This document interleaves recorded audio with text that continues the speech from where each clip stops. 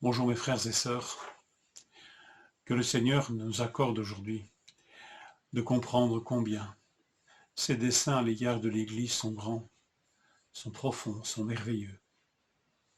Je lis avec vous 1 Corinthiens 14, versets 24 à 25. En revanche, si tous prophétisent et qu'un non-croyant ou un simple auditeur entre, il est convaincu de péché par tous, jugé par tous. Ainsi, les secrets de son cœur sont dévoilés, et il tombera alors le visage contre terre pour adorer Dieu, en déclarant que Dieu est réellement au milieu de vous. Il, le simple auditeur ou même le non-croyant, déclarera Dieu est réellement au milieu de vous. Quelle plus grande bénédiction que d'entendre un non-croyant ou un simple auditeur reconnaître la présence de Dieu au milieu de nous. Le bonheur est reconnaître la présence de Dieu. Au milieu de nous vient après. Non pas dire, tiens, nous sommes la seule église où Dieu se manifeste, ce qui est un travers qui est potentiellement présent dans le cœur de tout homme, de tout chrétien. Finalement, son église, c'est la seule bonne où Dieu se manifeste. Non, ce qui compte, c'est l'accent est mis sur la présence réelle de Dieu au milieu de nous, de vous. Il y a une citation ici du prophète Ésaïe, chapitre 45, verset 14. Ce chapitre, vous pourrez le lire, c'est voilà, un roi païen, Cyrus, est déclaré comme étant l'envoyé de Dieu. Et au travers de cet acte, le Seigneur rappelle qu'il est le Dieu qui règne, qu'il est auteur de toute la création, mais qu'il règne sur toutes les nations. Et il appelle toutes les nations à se tourner vers lui, seule source de vérité. Et ces nations, et certains membres de ces nations, ici dans Ésaïe 45, reconnaîtront, eux qui ont quelque part été les maîtres du peuple d'Israël à un moment de son histoire, eux reconnaîtront devant Israël que c'est auprès de toi seulement que se trouve Dieu. Il n'y a point d'autre Dieu que lui.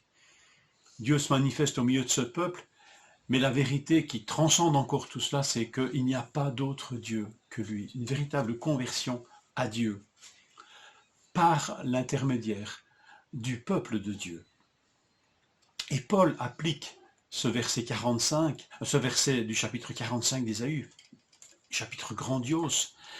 Il applique ce verset ici à l'église de Corinthe.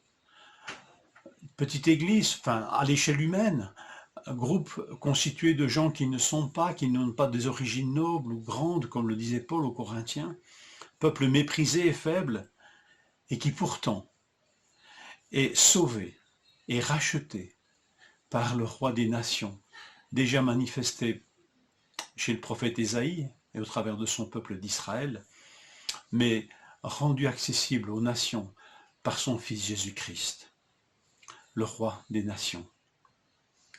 Ceux qui ne le connaissent pas, à l'écoute de sa parole, ici, prophétie inspirée par le Saint-Esprit, tomberont sur leur face devant l'évidence de la présence de Dieu. Voilà ce qui est promis ici à l'église de Corinthe.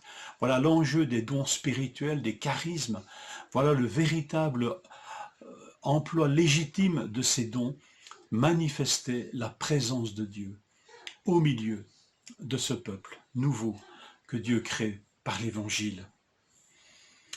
L'Église reçoit le privilège de manifester la présence de Dieu par l'amour fraternel et par la manifestation de l'Esprit au travers de tous ses membres. En fait, n'était-ce pas l'objet de la prière de Jésus dans Jean 17 ?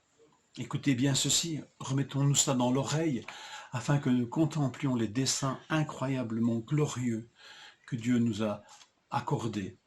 Jean 17, ce n'est pas pour eux seulement que je prie, mais encore pour ceux qui croiront en moi par leur parole, le non-croyant, afin que tous soient un, Comme toi, Père, tu es en moi et que je suis en toi, afin qu'eux aussi soient un en nous, pour que le monde croie que tu m'as envoyé.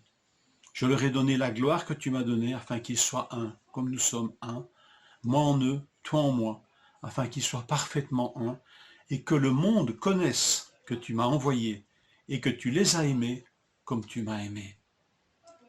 Dieu est réellement au milieu de vous. Peut se traduire aussi ou en vous. C'est complémentaire. Quand Dieu est dans la vie de chacun des disciples, alors il est au milieu de l'assemblée de ses disciples. Et ce n'est pas une illusion.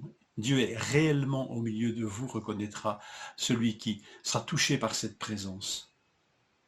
Par l'amour fraternel, fruit de l'amour de Dieu en Jésus-Christ, par les manifestations de l'Esprit en chacun, Dieu touche les cœurs de tous et toutes qui approchent une assemblée de sauvés par grâce. C'est peut-être la définition la plus basique de ce qu'est un chrétien, un disciple de Christ, un sauvé par grâce. À l'approche d'une telle assemblée, Dieu peut manifester sa présence. Seigneur, fais de nos rassemblements une œuvre de ta grâce qui sauve et qui appelle tous ceux pour qui tu as donné ta vie. Que Seigneur touche nos cœurs par sa parole et nous encourage.